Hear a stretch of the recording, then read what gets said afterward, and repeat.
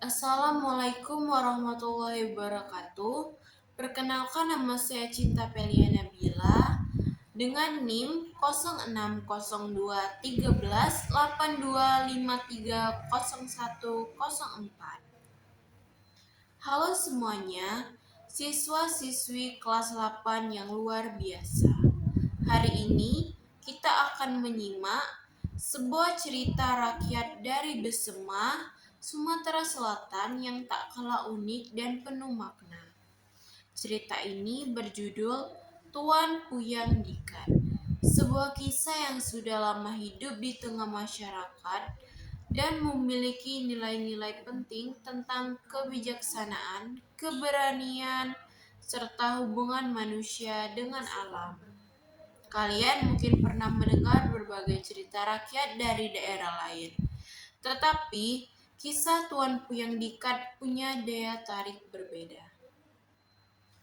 Cerita ini mengajarkan kita untuk memahami asal-usul, menghargai tradisi, dan melihat bagaimana tokoh-tokohnya menghadapi berbagai tantangan.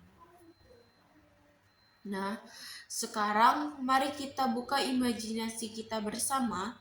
Bayangkan suasana Besema yang asri, masyarakatnya yang penuh kearifan, dan sosok Tuan Puyang Dikat yang menjadi panutan. Siap? Kalau begitu, mari kita mulai menyimak. Cerita Tuan Puyang Dikat. Puyang Mukmin atau sering disebut Puyang Dikat berasal dari daerah Dikat Pagaralam. Beliau seorang pemuda yang berbudi luhur, berhati mulia, ramah tamah kepada setiap orang. Puyang Mukmin suka mengembara dari dusun satu ke dusun lainnya. Ia mengembara menelusuri Sungai Lematang. Suatu hari, tibalah dia di dusun Ujan Mas yang makmur dan ramai penduduknya. Dia berkeinginan untuk menetap di dusun Ujan Mas. Dia menemui penguasa Ujan Mas, yaitu Puyang Baib atau Syekh Haji Berlian.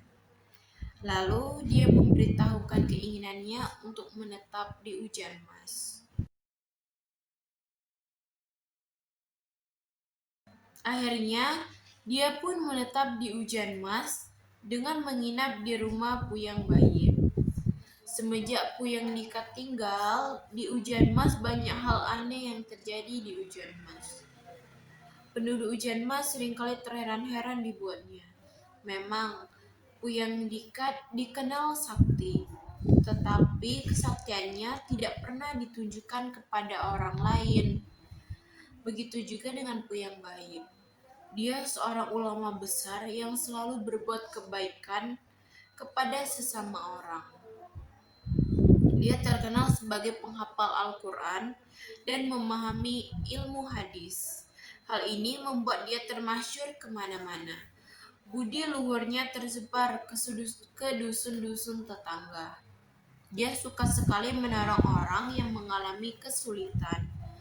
Sebagaimana dikisahkan, pada suatu masa di musim kemarau nan panjang, terjadilah kekeringan di daerah Ujan Mas. Sungai Lematang menjadi surut, hingga rakit-rakit yang membawa barang-barang dagangan yang hendak dibawa ke Palembang menjadi terhambat. Para pedagang memohon kepada Puyang Baib untuk mendoakan agar sungai Lematang berair lagi. Dengan senang hati, Puyang Baib berdoa kepada Allah agar segera didatangkan hujan. Tak lama kemudian, hujan deras pun turun membasahi daerah Lematang. Lalu, Puyang Baib mengambil sebuah guci ajaib miliknya. Guci tersebut diisinya air, lalu diletakkannya di tepi Sungai Lematang. Tak lama kemudian, Sungai Lematang besar sebatas letak guci tadi. Tidak terasa, cukup lama sudah Puyang Dikat tinggal di Ujan Mas. Dia sangat disayangi oleh Puyang Baib. Puyang Dikat sangat menguasai ilmu penyamaran. Oleh karena itu, dia ditugasi oleh Puyang Bayib untuk menyamar. Dalam penyamarannya, dia harus menguji bagaimana keimanan rakyatnya di tengah kehidupan yang berkecukupan. Lalu, Puyang Dikat pun melaksanakan tugasnya dengan sungguh-sungguh. Mula-mula, dia menyamar menjadi orang gila yang kelaparan. Dia berkeliling kampung meminta nasi dan air minum kepada penduduk. Akan tetapi, bukan makanan dan minuman yang didapat, tetapi cacian dan makian yang didapatnya. Anak-anak kecil banyak mendatangi dan mengolok-oloknya. Bahkan, mereka melempari Puyang Dikat dengan kerikil dan tanah. Beberapa penyamaran lain pun dilakukan oleh Puyang Dikat. Penyamaran terakhir dilakukan oleh Puyang Dikat adalah menjadi orang yang mempunyai penyakit yang menjijikan.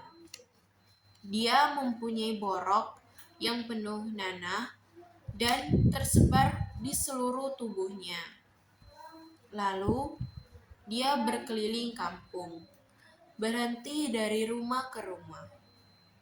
Dia meminta obat kepada setiap orang yang disinggahinya.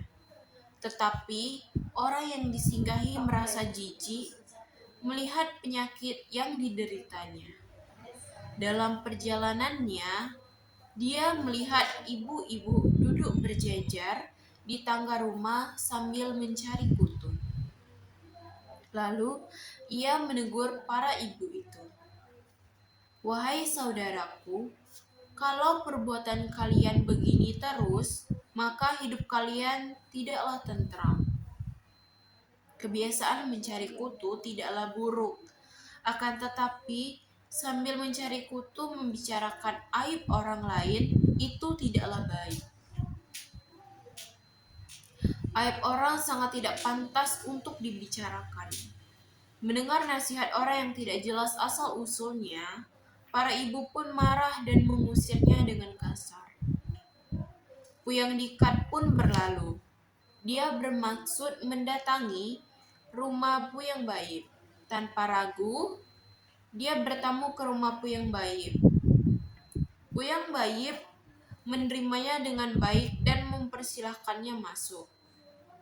"Tuan, apakah Tuan tidak jijik melihat dan berdekatan dengan saya?" kata Puyang Dikat yang masih dalam penyamaran. "Sepanjang perjalananku, semua orang tidak peduli kepadaku. Mereka sangat jijik melihat aku, Tuan." Mendengar perkataan Puyang Dikat yang masih menyamar tersebut, Puyang Bayib menangis terseduh. Dia merasa sedih karena rakyatnya bersikap demikian. Lalu, Puyang Bayib keluar mendengar perkataan Puyang Dikat yang masih menyamar tersebut. Puyang Bayib menangis terseduh. Dia merasa sedih karena rakyatnya bersikap demikian. Lalu, Puyang Bayib keluar dari rumahnya. Dia menemui rakyat yang menanti di halaman rumahnya.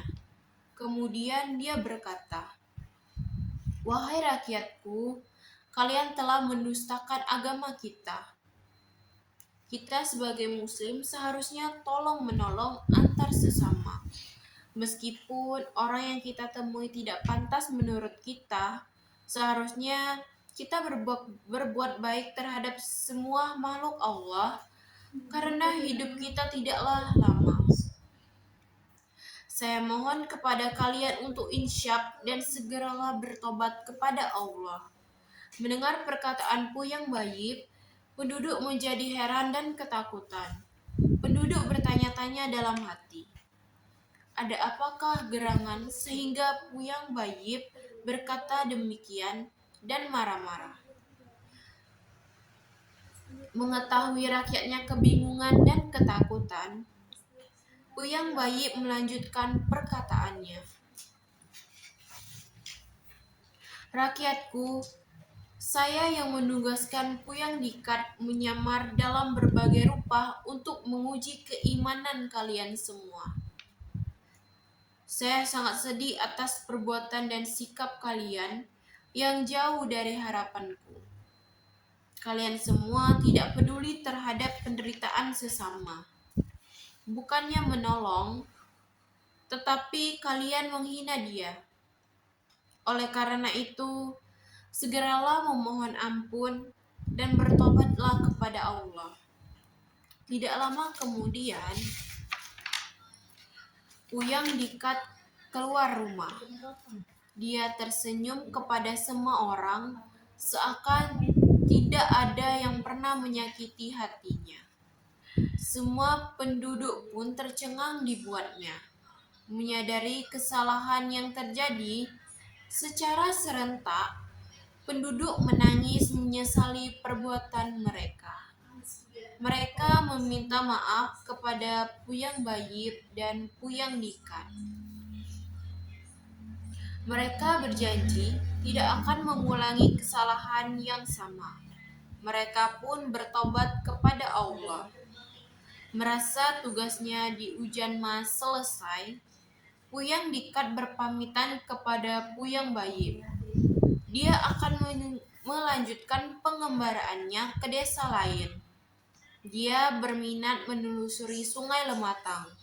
Dia terus mengembara dan mencari pengalaman yang diyakininya akan berguna di kehidupannya mendatang.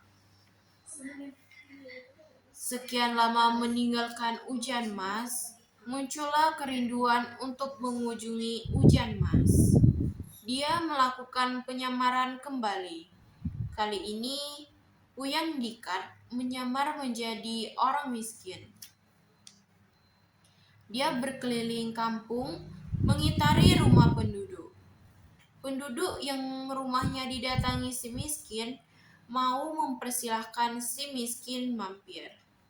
Mereka bahkan memberi si miskin makanan, meskipun ala kadarnya. Mereka juga memperbolehkan si miskin beristirahat di dekat rumah mereka. Puyang Dikat merasa senang karena rakyat Ujanmas sudah berubah menjadi manusia yang berbudi baik. Mereka tidak sombong lagi dan tidak silau dengan kehidupan dunia yang penuh dosa. Setelah berpamitan dengan tuan rumah, Puyang Dikat menemui penguasa Ujanmas, yaitu Puyang Bayib. Kala itu, Puyang Bayib sudah tua renta. Dia sangat senang karena dapat bertemu kembali dengan Puyang Dikat. Mereka pun saling bertanya kabar dan melepas rindu sambil bertukar cerita. Akhirnya, Puyang Dikat menjelaskan maksud kedatangannya ke Ujanmas. Puyang Dikat berniat berpamitan karena dia akan kembali ke Pagaralam. Dia berkeinginan kembali ke daerahnya sebelum pergi. Puyang Dikat memberikan sebuah keris sebagai kenang-kenangan kepada Puyang Bayib. Begitu pula sebaliknya, Puyang Bayib memberikan oleh-oleh kepada Puyang Dikat. Mereka pun berpisah meskipun dengan berat hati. Mereka berjanji untuk menetap menjalin tali silaturahim. Semenjak kejadian itu, penduduk Ujanmas selalu berbaik hati kepada setiap orang yang berkunjung di daerahnya. Mereka selalu menghormati tamu dan berbuat baik terhadap sesama. Sampai sekarang, apabila ada orang asing yang datang menyerupai penyamaran Puyang Dikat, mereka selalu menyebutnya orang Dikat atau orang alus. Demikianlah kisah Tuan Puyang Dikat, seorang pemuda berbudi luhur yang menebarkan kebaikan dan mengajarkan arti kepedulian kepada sesama. Semoga cerita ini tidak hanya menjadi hiburan, tetapi juga menjadi pengingat bagi kita semua untuk selalu berbuat baik dan tidak memandang rendah siapapun. Ingatlah, sikap kecil yang kita lakukan bisa membawa perubahan besar dalam kehidupan orang lain. Selanjutnya, mari kita uji pemahaman kalian tentang cerita ini dengan menjawab beberapa pertanyaan. Siap untuk berdiskusi dan menggali lebih dalam pesan moral dari kisah Tuan Puyang Dikat. Soal pilihan ganda. Menyimak cerita Tuan Puyang Dikat. Baiklah, soal yang pertama yaitu dari mana asal Puyang Mukmin atau Puyang Dikat? A. Ujan Mas. B. Palembang. C. Dikat Pagar Alam. D. Dusun Bayi. Yang kedua, mengapa Puyang Dikat datang ke Dusun Ujan Mas? A. Untuk berdagang. B. Untuk menetap. C. Hanya singgah. D. Untuk berperang. Soal yang ketiga yaitu, siapakah penguasa Ujan Mas yang ditemui Puyang Dikat? A. Lematang. B. Puyang Palembang. C. Puyang Bayib. D. Syekh Abdullah. Soal yang keempat, apa penyebab Sungai Lematang menjadi surut? A. Longsor. B. Kemarau panjang. C. Gempa bumi. D. Banjir sebelumnya. Yang kelima, bagaimana cara Puyang Bayib membantu agar Sungai Lematang kembali berair? A. Menggali sungai. B. Mengajarkan warga bertani. C. Berdoa dan meletakkan guci berisi air. D. Membuat bendungan. Soal yang keenam, untuk apa Puyang Bayib menugaskan Puyang Dikat menyamar? A. Menghibur masyarakat. B. Menguji keimanan rakyat. C. Mengumpulkan harta. D. Mengusir pendatang baru. Yang ketujuh, apa sikap penduduk saat Puyang Dikat menyamar sebagai orang gila? A. Memberinya makan. B. Menolongnya. C. Mengusir dan mengejek. D. Menawarinya pekerjaan. Soal yang ke-8, penyamaran terakhir Puyang Dikat adalah menjadi A. Pedagang kaya. B. Ulama. C. Orang sakit penuh borok. D. Penduduk baru. Soal yang ke-9, apa yang terjadi saat Puyang Dikat kembali menyamar menjadi orang miskin setelah beberapa waktu? A. Penduduk tetap kasar. B. Penduduk lebih baik dan ramah. C. Penduduk tidak mengenalnya. D. Penduduk melarangnya masuk.